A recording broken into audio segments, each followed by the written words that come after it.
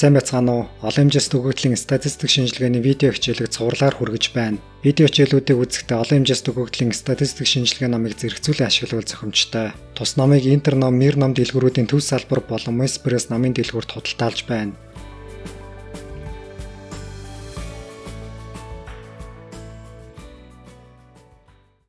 Олон хэмжээст координатын шинжилгээ нь их хэмжээст докторуугуудын цэгүүдийн адил төстэй байдлыг бага хэмжээст докторуугууд тухайлбал хавтгаад буулгаж дүрслэх аргыг судалдаг олон хэмжээст өгөгдлийн статистик шинжилгээний нэг чиглэл юм.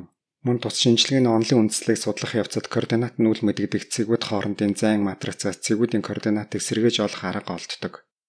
Тус шинжилгээ бодит өгөгдөл дээр хэрхэн хийхийг харуулахын тулд нийт 156 улс орны аз жаргалын индекс тооцож гаргахад ашигласан 6 хүчин зүйл болох нэг хүнд ногдох дотоодын нийт бүтээгдэхүүн, нийгмийн халамж, эрүүл мэнд, эрх чөлөө, өгөөмөр байдал, авилга зэрэг мэдээллийг Kaggle.com сайт дээрээс татан авлаа.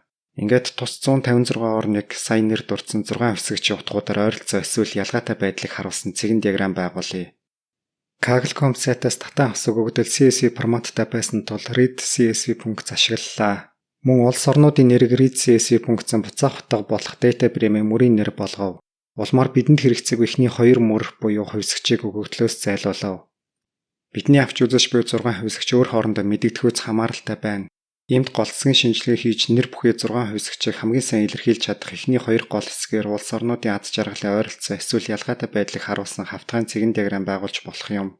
Өөрөөр хэлбэл түүрийн корреляцийн матриц зоолж түүний хувийн утгын задаргааг ашиглана. Сая үзүүлсэн слайд дээр корреляцийн матрицыг диаграмаар харуулж байна. Одоо үзэх сонгодог олон хэмжээст координатын шинжилгээг R програм дээр CMD scale функц ашиглаж хийх боломжтой.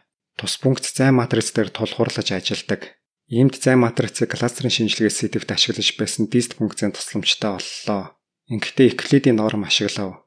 Тэнхүү CMD scale функцийн эхний аргументаар зайн матриц дамжуулах бол удаах аргументаар огторгон хэмжээсээ дамжуулна. 3 дахь аргумент нь хувийн утга буцаах хэсгийг заана. Энд чухам ямар хувийн утга ярьж байгаа нь удахгүй тодорхой болно. Зайн матриц олох улмаар шинжилгээ хийхээр бичсэн кодыг ажилуулад гарсан үр дүнгээр нь цэгэн диаграм байгуулж үзүүлье. Диаграм дээр Монгол улсыг төлөөлөх цэгийг улаанаар тодруулав. CMD scale функц зайн матриц дээр ажиллаж байсан. Тэгэхээр өмнө дурдсан түүрийн корреляцийн матрицын хувийн утгын задаргаа ашиглах гэсэн санаагаа гүйцэлдүүлэхийн тулд бидэнд өгөгдлийн матриц шаардлагатай. Иймд нэн тэргуунд өгөгдлийн матрицыг зайн матрицаар илэрхийлэх хэрэгтэй. Улмаар хувийн утгын задаргаа ашигласнаар цэгүүдийн бага хэмжээс докторуугуудах проекц буюу координатыг олж болно. Ийхүү олж болох тухай онолын үндслийг бид гол хэсгийн шинжилгээ сэдвээс мэддэг болсон билээ. Тус сэдвээр холбоо хамааралтай хувьсгчдыг гол хэсгүүд гэгдэх харьцангуйцсан хувьсгчдаар илэрхийлэх тухай үзсэн болохыг сануулъя. Иймд бидний нэн тэргүүний зорилт бол зайн матрицыг өгөгдлийн матрицтай холбох явдал боллоо. Эхлээд хэдэн тэмдэглэгээ хийе. Хувьсгчдын тоо буюу огторгон хэмжээсээ P, түүрийн хэмжээ буюу цэгийн тоог N гэж тэмдэглэе. Бас цэгийн координат болон өгөгдлийн матрицыг ч слайд дээр харагдаж буй байдлаар тэмдэглэе. Мөн өгөгдлийн матриц дээр хувьсгчдын дундаж тэгтээ тэнцвэг гэсэн нэмэлт нөхцөл тавья. Ингэснээр тооцоо хийхэд илүү хэлбэр болно. Ерөнхийдөө бидэнд тархалтын төв хаана байх нь сонирн биш, харин цэгүүд хоорондын харилцан байршлал хэрэгтэй. Хэрвээ шаардлагатай бол олсон координатууд дээрээ зөвлөлт эргүүлэлт зэрэг хүссэн геометр хувиргалтаа тус шинжилгээний дараа хийж болно. Улмаар Euclid-ийн зайн квадратыг цэгүүдийн координатын үржүүрүүдийн нийлбэр буюу векторын скаляр үржүүр байдлаар хэрхэн илэрхийлэхийг слайдын голд харуулав. Тэрхүү үржүүрүүдийг BEG гэж тэмдэглээд улмаар тэдгээрээр B гэсэн матриц зохиоё. Хэрвээ энэхүү үржүүрийн хувьд хувьсгчдын дундаж тэгтээ тэнцвэг гэсэн нөхцлөө санаад статистикийн зүгээс харуул тус үржүүрийн түүрийн корреляц шиг хэлбэртэй харагдаж байна. Яг түүрийн корреляц юм гэж хэлэх гэтэл түүрийн хэмжээнд хувааж дундчлаагүй болохоор хараахан болохгүй байна. Ийхүү зайн матрицыг түүрийн корреляцтай холбож болохоор нөхцөл байдал үүслээ. Хувьсгчдын дундаж тэгтээ тэнцвэг гэсэн нөхцлөөс B матрицын тус чанар мөрдөн гардаг. Энэхүү чанар нь зайн матрицаар B матрицыг илэрхийлэх боломж нээдэг. Баталгаа нь ойлгомжтой бас хангалттай дэлгэрэнгүй бичсэн тул та бүхэн өөрсдөө уншиж судална уу. Өмнө гаргасан зайн задаргаагаа янз бүрээр нийлбэрчилж үзье. Гарсан нийлбэрүүдийг арифметик дунджийн зүгээс хараад улмаар B матрицын BEG элементийг зайн матрицын элементүүдээр илэрхийлсэн нь слайдын төгсгөлд харагдаж байна. Сая гаргасан томьёогоо ашиглаж B матриц олж улмаар түүний багны дагуух нийлбэр тэгтээ тэнцвэг болохыг шалгав. Тооцоо компьютер ашиглаж хийсэн бас компьютерын үйлдэл хийх бүртээ наривчлал алдах тул B матрицын багны нийлбэр абсолют тийг утгатай гарахгүй юм. Энэ тохиолдолд тэдгээр нийлбэр бүгдээрээ таслаас хойш 14 орон хүртлээр тэгээс ялгархгүй байна. B матрицын бусад чухал чанарыг энд жагсаалаа. Нэгдүгээр чанар үнэн болохыг B матрицын тодорхойлолтоос шууд харж болно. Хоёрдугаар чанарын хувьд эхлээд нэгдүгээр чанар, дараа нь матрицын рангийн нэг чанар ашиглана. Эцэст нь хэвсэгчдэг шугам хамааралгүй тэг дээр бүхсэн тархалттай биш. Бас цэгүүдийн дор хаяж пэшрэх нь шугам хамааралгүй гэж тооцвол B матрицын ранг P-тэй тэнцүү болно. 3 дугаар чанарын зайг Евклидийн нормоор авсан гэдгээс мөрдөн гарна. Сая үтсэн 3 чанар бидний авч үзэж буй өгөгдөл дээр үнэхээр биелэх хэсгийг шалгаж үзье. Нэгдүгээр чанарын хувьд хувьсгч бүрийн дунджийг тэгтээ тэнцүү болгосон байх ёстой. Үүнд scale функц ашиглах боломжтой. Ингээд B матрицыг X-ийг үржих X-ийн хөрсөн матрицын үр дүнтэй R програмын бэлэн функц ашиглаж харьцууллаа.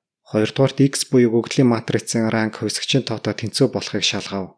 Гуравдугаарт B матрицын хувь утгууд эсвэл эерэг эсвэл тэгээс бараг ялгаагүй буюу онлын хувьд тэгтээ тэнцүү болохыг шалгаж үзүүлв. Өмнө үтсэн чанаруудаас B матриц P ширхэг эерэг, N-ийн P ширхэг тэгтээ тэнцүү хувь утгатай гэсэн мөрдлөгөө гарна. Тодорхойлбол зайг Евклидийн нормоор хэмжсэн үед B матрицын эерэг хувийн утгын тоо нь огтруу хэмжээстэй тэнцүү байдаг. Иймд B матрицыг түүний эерэг хувийн утгууд болон тэдгээр таргалзах хоёрын векторуудын тусламжтай илэрхийлэх боломжтой. Нөгөө талаас өмнөх слайд дээр үзсэн B матрицын нэгдүгээр чанарыг анхааруул өгөгдлийн матрицыг B матрицын хувийн утгууд болон хоёрын векторуудаар илэрхийлэх боломж гарна. Ийхүү илэрхийлж байгаа байдал нь факторын шинжилгээс сэдвт факторын ачаалтыг олж байсан нэг тохиолдолд төстэй байгааг анзаарна. Манай жишээний хувьд хувьсгчийн тоо 6-тай тэнцүү тул B матрицын эерэг хувийн утгын тоо 6-тай тэнцүү байх ёстой. Үүнийг эхэлж шалгаад улмаар шинэ огтрогын хэмжээсийг 2 гэж сонгосон үед цэгийн координатыг B матрицын эхний 2 хувийн утга болон тэдгээр таргалзах хоёрын векторуудын тусламжтай олж үзүүлв. Мэдээж энд сая гаргасан томьёогоо ашиглана. Улмаар олсон цэгүүдэд цэгэн диаграмаар харуулж байна. Шинжилгээний үндсэн зорилго нь их хэмжээс докторгууд дах цэгүүдийн адил төстэй байдлыг бага хэмжээс докторгууд тухайлбал хавтахад буулгаж дүрслэх явдалт бол окторгон хэмжээсийг ихэвчлэн 2 гэж авдаг.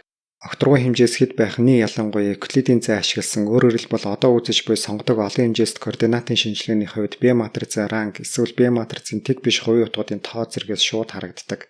Цаашилбал хэмжээсийг бууруулбал хэр их мэдээлэл хадгалагдаж үлдэхийг слайдын төгсгөл буй харьцаанаас олж мэдэх боломжтой. Сая үтсэн харьцааг жишээний хувьд бодож үзэхэд P тэнцүү 2 үед 0,866 гэсэн утга гарав. Энэ нь хавтгай дээрх зураглал нийт coverage буюу өгөгдөл дэх мэдээллийн 86.6%-ийг илэрхийлж байгааг илтгэнэ. Слайд дээр байсан хувийн утгууд тэдгээрийн харьцаа CMD scale функцийн буцаах утга дотор ямар нэрээр байдгийг харна. Мөн өнөөдрийн хичээлээр үзсэн шинжилгээг кластерын шинжилгээ зэрэг өөр бусад шинжилгээний үр дүнг хавтгай дээр зурж дүрслэхэд өргөн ашигладаг.